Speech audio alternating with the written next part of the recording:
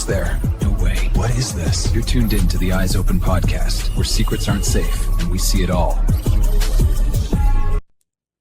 Nicholas Jordan Wagter, a Canadian biophysics graduate, was detained by Canadian authorities based on psychiatrists' opinion. Now, before I even get into the specifics on this case alone, it's pretty wild.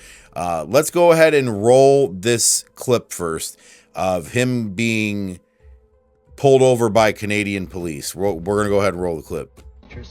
Senior resident, he's on a rotation with the Car 87. We're part of a program that includes Vancouver Coastal Health and the Vancouver Police. Okay? Mm-hmm. And what we do is we go to people when there's different reasons that come up. Every case is a little different, and we go to people to see them where they are, especially if there's been issues with trying to find them and talk to them. So in your case, I think you were certified under the Mental Health Act just, I don't know how long ago, but like maybe 3 weeks ago or 4 weeks ago. Were you aware of that? Dr. Taylor saw you in a cafe. She didn't certify you. I think you filmed part of it. And then she spoke with your family, got some more information, and, you know, you're going to have to turn that off. So just one sec. Yeah. What the officer just told me is that, you know, you and I can set up a meeting and we can chat then. So why don't we do that, okay? Yeah. I'm not turning the camera off. I have a legal right to keep the camera on. If you don't want to make the appointment now, we can do it at another time. But, you know, that's what the officer just asked that we do. So why don't we do that? So I'm going to certify you under the Mental Health Act. We're going to bring you to hospital, do testing on you, and you're going to talk to a psychiatrist in a controlled environment because we don't believe that you're going to attend an appointment. I won't attend. I've never been given a chance to attend an appointment. So he's certified. Yeah. I've never been given a chance to attend an appointment. Okay. What is going on? I was never given a psych eval or nothing. He just looked at me and said, "You're certified." Yeah. Okay. So I don't know why, but it's up to the doctor. So if you. But no, he didn't even give me an eval. He just looked at me and said, "I'm certified, man." I get that. You know, please consider what you're doing, and please think about the fact that I'm more than happy to come in for an appointment. I'm happy to go through and do everything properly. Okay, I've been completely compliant with everything. Yes, you've been really good with me, Nicholas. But listen, that's his call, and unfortunately, we can't go back on that. He hasn't talked to me. Get checked out by a doctor. You're interacting. So this whole case in general is very strange. From what I've heard, not just from the people that had actually, or the person that had sent me this video, but this is from people that I actually know that are in Canada, that live in Canada. So apparently Canada, along with a lot of other countries, have become very totalitarianism, whatever you want to say, in a sense where if you speak out against government policy, or if you have controversial views online, they're coming to your house and they're talking to you about it. And this is honestly, this whole premise for this, to think like this could not become something that would happen in the United States, because just think about this for a second. It's literally, I've done an episode before and I've talked about something similar, but nothing like this before, where literally it's becoming your mind is your crime, as I've said before. So literally they are going to, if they can label you, that they just think you're crazy. So you could, I'll give you a wild example. You could date a chick that's a psychiatrist and she decides that she, you know, is peed off at you, or we'll just say that she knows somebody that you dated and can go out, anybody vindictive for that matter. This could be a guy or a girl. Anybody that's vindictive can have a psychiatrist say that they believe that you're unwell and have you locked up. Now this isn't even on a case basis for, you'll see, for just psychiatrists saying this, but this story in and of itself is pretty wild. So this guy is a biophysics graduate in Canada. Very, you know, articulate in how he speaks, seems very normal. And this is not like he said something crazy to a psychiatrist and they decided, you know, they were going to have him get picked up. Because, I mean, things like that happen all the time. Anybody that's deemed to be a threat in society. This ain't nothing new. Anybody that's deemed to be really mentally unwell or there's something wrong with them, of course, your psychiatrist or family member or someone's going to call up on you and have you committed if they're, the police find you to be a threat to yourself or to others. So somebody having a mental health crisis and them being detained or locked up because of that is not anything new. But the lines that it's starting to cross are getting to be kind of sketchy. Well, some people would say you ain't got nothing to worry about, especially in America, because you have a president like Donald Trump. Donald Trump's going to make sure that none of this stuff happens because he's pro-gun, right? Let's see what Donald Trump has to say about Second Amendment and these types of matters. I'm going to go ahead and roll these clips. If an individual is reported to be a potential danger to themselves or others, allow due process so no one's rights are trampled, but the ability to go to court, obtain an order, and then collect not only the firearms but any weapons in the possession or of that might individual. take the firearms first and then go to court, because that's another system. Because a lot of times by the time you go to court, it takes so long to go to court to get the due process procedures. I like taking the guns early, like in this crazy man's case that just took place in Florida. He had a lot of firearms. They saw everything. To go to court would have taken a long time. So you could do exactly what you're saying, but take the guns first, go through due process. We are going to bring in something called the Gun Violence Restraining Order. So if someone is civilly committed, typically you can hold them for up to 72 hours, but people are getting out within 24 hours, the majority of them.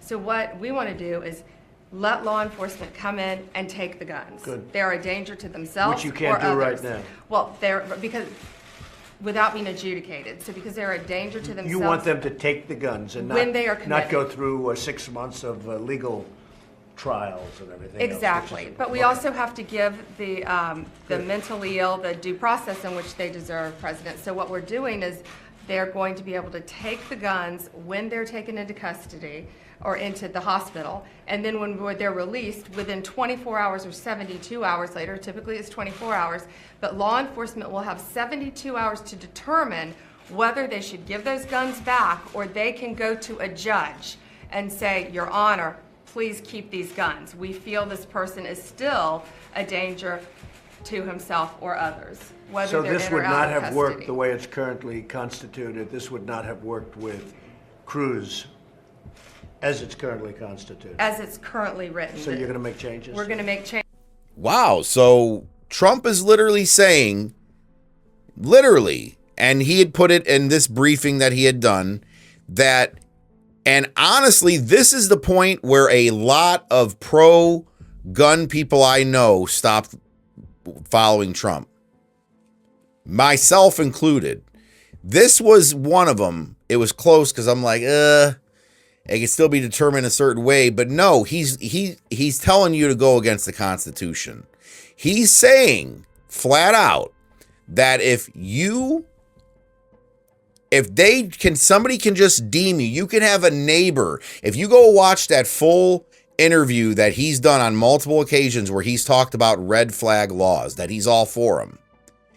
And this is the most slippery of slippery slopes that you can ever get put on. The reason being is, like I said, a neighbor, any person that deems for some reason they have it out for you can deem you to be crazy, and they just take your guns without any due process. That's the most important part of this whole conversation, is without due process.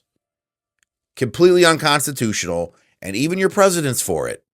So when it really comes down to it, they're all for this type of control.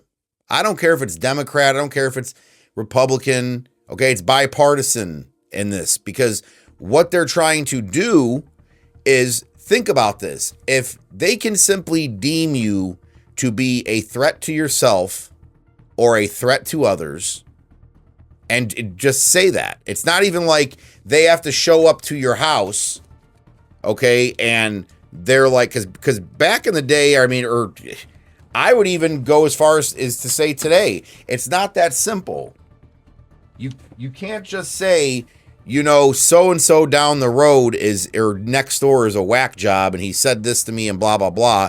And they're detaining you and they're definitely not taking your firearms right away at all or anything, unless you've been, evaluated.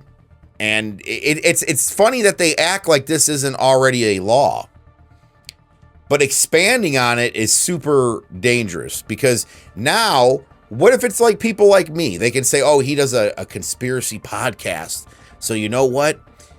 We're going to, deem him to be mentally not right. And we're going to make sure we take his firearms away from him. This is, if there wasn't a easier way to permanently remove people's rights that are supposed to be not infringed, okay? Ladies and gentlemen, let's not forget what the Second Amendment is very clear about. Shall not be infringed. The Second Amendment is very clear. There's no ifs, there's no ands, there's no buts. It shall not be infringed. And the reason being is, once they get those out of your hands, guys, I promise you, okay, that's it. That's your only line of defense. It's your only deterrent. Okay, it was the only deterrent for troops trying to invade our country a long time ago. It was the only deterrent. Other than that, if we had no firearms in this country, if we didn't have more, I would even go as far as to say if we didn't have a freaking firearm for every citizen in this country, which is, it's even more than that. For every baby, man, woman, and child in this country, they have a firearm. They have one for you. They have more than the population. So more than 300 million firearms are on the streets of America or in the homes of Americans. So I would go as far as to say, when you really look at it, the statistics from that, I've even said, go look in the states that have more guns, okay? And then go look into the states that don't, that regulate more than everything. Go look at the statistics of that. Go compare, we'll say, compare even now today because it's more lax. Compare Miami to LA or compare Houston to LA. Compare these. There's still going to be gun violence because, of course, guns are more readily accessible. Go look at the carjacking rates. Go look at stuff like that. Do you know in Arizona when they passed the constitutional carry law, where people, went out and could buy one, could conceal it right then and there, the carjacking rates plummeted. And it's like, no freaking shit. All right. The crime rates are going to go down in certain areas, whether it's home invasions, all kinds of stuff, because people know that the rabbit's got the gun. People are finally these criminals will fear a little bit knowing, hey, this person's probably got a gun. But I'll be honest with you, even with that, it didn't stop people from committing crimes. But what we're dealing with here is something that I'm telling you is probably one of the most troubling and terrifying things to me, is to think that all they have to do is just slightly deem you to be unfit to have a firearm, and they're going to tell you can't have one. They're going to make sure you don't have one. They're doing it now with the that's what's wild is with the marijuana laws in these states. They're making it to where if people have even medical marijuana cards, or even if they want to do it recreationally. So you're telling me you can be pretty much an alcoholic now, unless you put it on the form, oh yeah, I'm an alcoholic. When you're filling out the form, no one's going to put that though. But it doesn't say, do you consume alcohol at all? So people that are, drinking, you can still drink and be a drinker and own a firearm. But now they're making it to where if people file for these cards, it's like a trap. They're saying if you have a med card, if you get found to be even doing it recreationally, they're trying to pass it in the states now. You touch marijuana at all, they're wanting to make it to where you can't have a gun. But see, as I'd said, how long has it been that people don't realize, are you guys not reading the Constitution? As I said, what does shall not be infringed do people not understand? I don't get it. Because now, this is how I promise you this. It will start with the firearms. If they get that from you guys, you can kiss all of your liberties goodbye. It's the only deterrent. And that's why I'd watch, what was it? It was that one girl, I forget her name. She's on social media. It was a while back. It was during the election. She was a pro-Trumper. But she was going around talking to people, and this guy was saying, well, nobody needs an AR, okay? Nobody needs an AR-15. It's a weapon of war. And it was the stupidest stuff that this guy was coming up with. Well, you only need 6 shots. You only need 1. And he's like, how many people are really going to come in your house? Are more than 1 people going to rob your house? Yeah. You obviously haven't been around YouTube, because I've actually seen videos where there was like 3 or 4 guys with machine guns trying to go up into a guy's house. As soon as that door opened and he started spraying, he hit 2-3 guys. The rest of the other one ran. So yeah, you do need that. And here's the thing is, though, firearm ownership is not even about, based on the Constitution, it's not even about hunting. It's not about your right to protect yourself in home defense. Believe it or not, guess what it's for? It's to keep a well-regulated militia, okay, in order to keep a tyrannical government from taking over. That's what it is. Back in 1776, when this country was founded, and our ancestors, or maybe your guys' ancestors, my ancestors on one side, but that was during, I forget what war that was, because my ancestors did come here, and on one side they came here in the 1700s. But there was actually one of them. I've never verified it though. My dad told me a long time ago. He said that he named the names, and he said if you look them up, they actually fought next to George Washington in the Revolution. So they were actually fighting in his company or something.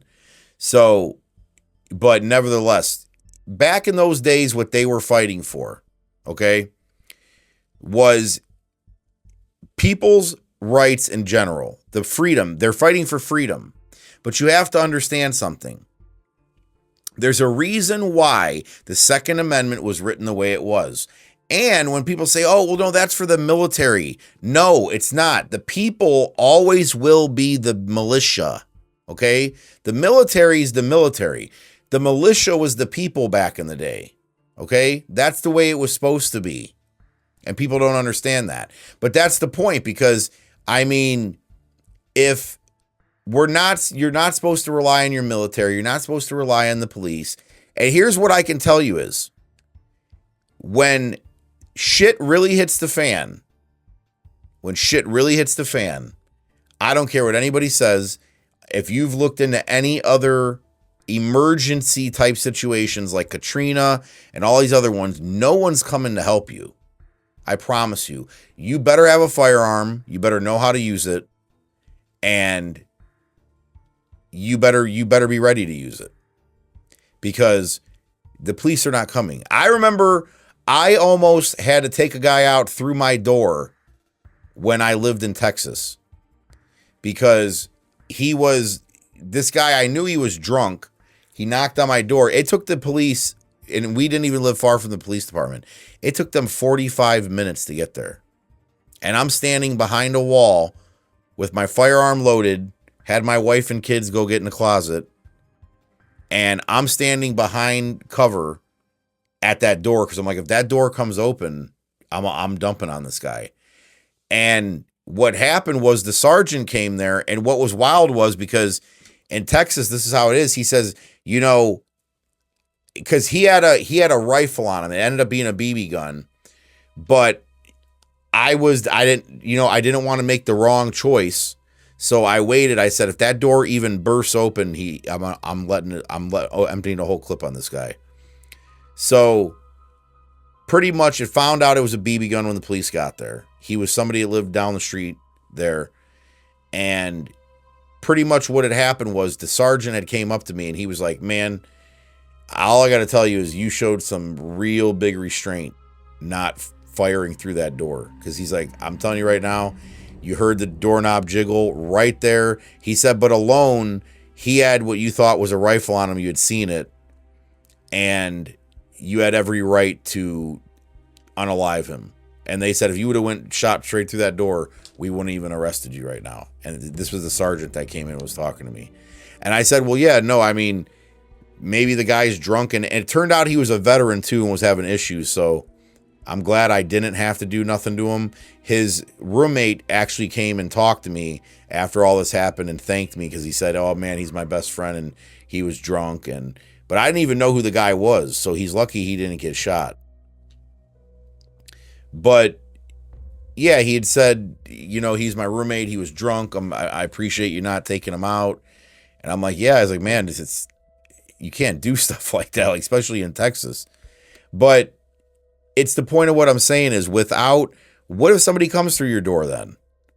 I'll be honest with you. People can live whatever way they want, but I like having the Second Amendment. And I don't like anybody playing with my Second Amendment right.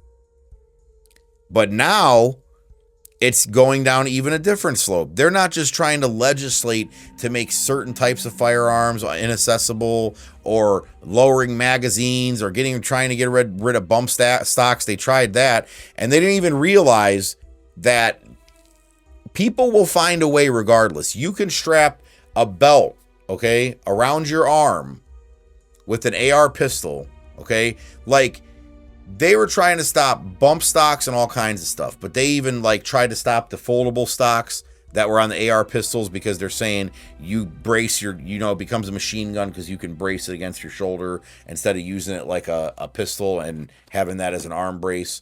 But I mean, they've tried so much things. Like when they did the bump stocks, they thought people were going to come and hand those in, and nobody did.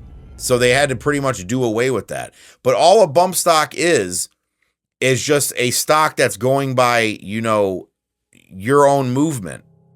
So as the gun moves, it's your fingers moving quicker against the trigger, and it makes it fire almost like an automatic weapon. And it even sounds like one. I mean, it's not full auto, but it fires pretty close to it. But what people don't understand is you could regulate bump stocks off these guns. All somebody have to do is strap a belt to the back of their arm, and the movement from their arm with the belt, you can, fire like crazy with it. So when people start, all I know is this. I'm 100% a believer in we should be equipped as good as the military. Now, of course, they're not going to give people, boom devices and stuff like that, if you know what I'm saying. I don't want to use the wrong word. But I can understand that. The thing is, though, we should have the ability to protect ourselves from, like I'd said, a tyrannical government if that becomes possible. That's a thing, and they have way superior firepower, then you're all screwed. We're all screwed. So I'm a big Second Amendment person, and I don't care what anybody thinks about it. You don't like a gun, don't own one. It's as simple as that. But people don't realize now they're wanting to lock people up and see, for example, like I said, this whole situation, what happened with that guy, had nothing to do with firearms at all. He didn't threaten nobody with a firearm, and they didn't come for their firearm. But that's just the point I'm making. If they can snatch you up for no reason, just somebody said that. Like I said, his psychiatrist hadn't seen him in a long time. He just had a concern for him, and they snatched that guy up and took him in. So if they can do that to him, if anybody's just even slightly unorthodox, or you're just not you're the black sheep of the family or whatever, somebody can try some bullcrap like that. That's where we're going in this country. We're heading down a path like that. That's terrifying. Everybody should be terrified of that. Because like I told you, your last resort is holding on to your ability to own a firearm. Once they take that, you can kiss all your other rights goodbye. Because you're going to have no ability to even just their slight belief that you will have the ability to fight back is the only thing that is keeping you free. And that I know to be true.